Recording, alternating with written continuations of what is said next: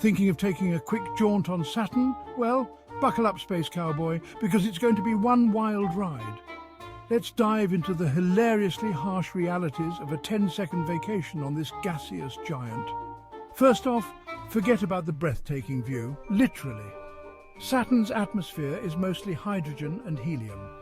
Translation? It's like trying to breathe in a balloon factory, and not the fun kind with all the colours.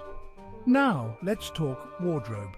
You'd freeze faster than an ice cream on a summer sidewalk, with temperatures diving to a chilly -288 degrees Fahrenheit.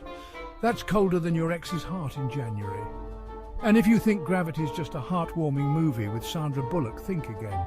Saturn's gravity is over 90% that of Earth's. So jumping for joy, more like sinking in slow-mo.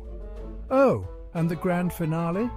Saturn's a gas giant. There's no surface to stand on. You'd be swimming in a sea of gas, sinking faster than your last year's New Year's resolutions. So, still want to visit Saturn? Maybe just stick to the gift shop.